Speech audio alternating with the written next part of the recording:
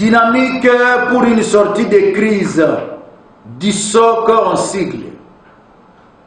Déclaration politique en rapport avec la situation que traverse les pays. Force est de constater que, depuis un certain temps, en dehors de l'institution président de la République, le fonctionnement de toutes les autres institutions a été mis en berne.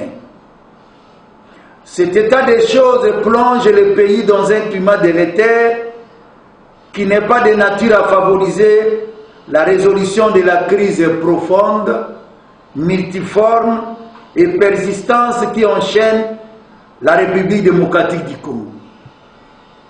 Face à ces situations qui se détériorent de jour en jour, le peuple congolais est désemparé.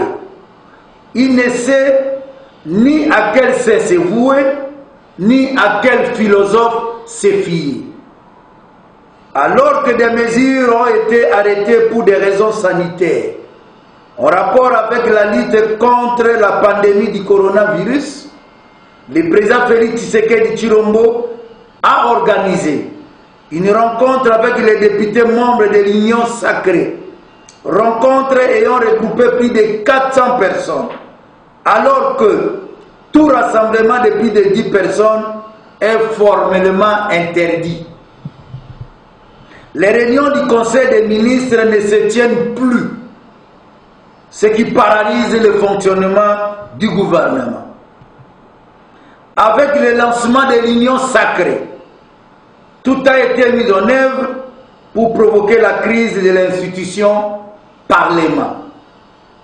Une session parlementaire extraordinaire vient d'être convoquée en vue de mettre en place un nouveau bureau de l'Assemblée nationale qui serait acquis à la cause de l'Union sacrée.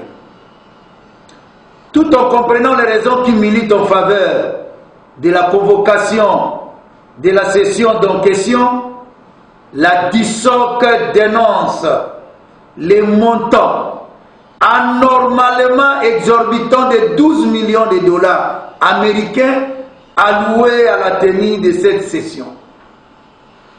Pendant ce temps, les députés provinciaux de l'arrière-pays acquisent 11 mois de non-paiement de leur indemnité, alors qu'avec 1 million de dollars seulement, on peut payer une année de salaire des députés de certaines provinces. D'autre part, comme l'Union sacrée a été initiée pour, semble-t-il, privilégier, au-delà de toute considération, l'intérêt suprême du peuple, les députés membres de l'Union sacrée seraient mieux inspirés de plaider pour leur participation bénévole à cette session extraordinaire et exiger que les 12 millions de dollars américains arrêtés pour financer la session extraordinaire soient plutôt consacrés dans l'intérêt suprême du peuple à la gestion de la crise sanitaire de la pandémie de la COVID-19. Par ailleurs, la tenue de cette session extraordinaire du Parlement va se traduire par le rassemblement, un mois durant, près de 2000 personnes, dont 500 députés, 500 assistants des députés, 500 gardes du corps, les personnels administratifs du Parlement, sans oublier toutes les personnes qui participent aux affrontements habituels opposant les militants de l'Union sacrée à ceux du FCC. Dans ces conditions, la DISSOC se demande à quoi sert alors le couvre-feu qu'il faut observer de 21h à 5h du matin. Pourquoi se passer de l'autre mesure qui interdit formellement tout rassemblement de plus de 10 personnes? Pour la DISSOC, tenir cette session extraordinaire du Parlement, c'est s'hasarder à faire du palais du peuple un foyer de contamination au coronavirus. à moins que l'adhésion à l'union sacrée consacre aussi l'immunité de ces membres à l'infection du coronavirus. Si d'aventure